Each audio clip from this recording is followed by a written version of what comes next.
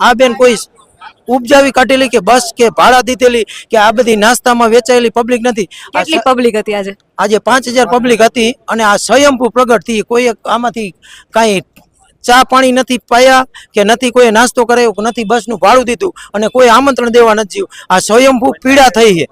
આ સ્વયંભૂ પીડા થઈ છે અને આ પીડા જો આખા ગુજરાતમાં જ્વાલા સ્વરૂપે પ્રગટ થઈ છે ને એટલે દિલ્હી દૂર નથી, આખા દેશની પરિવર્તન ઈચ્છે છે ગુજરાત. અને બીજું આટલા 10 દિવસમાં તમે કેટલા આયોજનો કર્યા, કેટલા કાર્યક્રમો કર્યા? 10 દિવસમાં તમે શું શું કર્યું? અમે અહીંયા તો પહેલા તો હે ને કંપનીને બળજબરી કરી ને તો પહેલા તો અમે રોકાવા માટે ગયા. તો રોકાવામાં તો એ લોકો એમ જ કહે કે અમે જે કરી છીએ સરકારનો પરિપત્ર વાંચી લ્યો અને કલેક્ટરની મંજૂરી વાળું છે તો અમે તમને કાંઈ સહાય ન કરીએ કે તમે કહો તો પોલીસ પ્રશાસન બોલાવીને ડિટેન કરી દે. તો 2 વાર અમે ડિટેન થયા, બધાય 2 વાર બૈરાવને જવાનને બધાને ડિટેન કરી ગયા. તો પહેલી વખત અમે એમ કીધું કે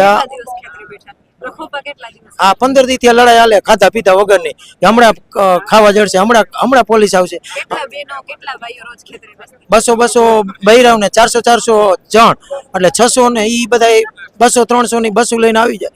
અને એટલો બધો જો અદાણીને પાવર હોય કે આટલું બધું પ્રશાસન દે અને અમે આ થાંભલા ખોડી દેશું તો આટલી બધી જનતા ઉપર રહેમ કરવાની જરૂર હતી ને કે આટલું બધું પ્રશાસન મોકલી અને રોજના ખર્ચા એ લોકો કહે કે અમારે ડબલ પગાર આવે. પોલીસ ખુદ એમ કહે કે અમને સરકારમાં પગાર 16,000 હોય ને તો અમને આજે 32,000 ની તારીખ પડશે, એવું એના મોઢેથી અમે સાંભળ્યું. તો અમને આ બધાના મોઢા જુઓ ને, કોઈનામાં એકઈમાં હોશ નથી રહ્યા. બધા એક જ વાત, આ થાંભલા ક્યારે પૂરા થઈ છે. તમે માગો પોલીસ પ્રોટેક્શન નથી આપતા? ના, એમાં એવું અમે હે ને આમ જનતા કહેવાય, અમારા મોટરસાયકલ ચોરાઈ જાય ને બેન તો એમાંય અમારે FRI અમારી લેતા નથી. અમારે ઓનલાઈન છોકરા કરે ને તો એના મોટરસાયકલના ચોર જડતા નથી.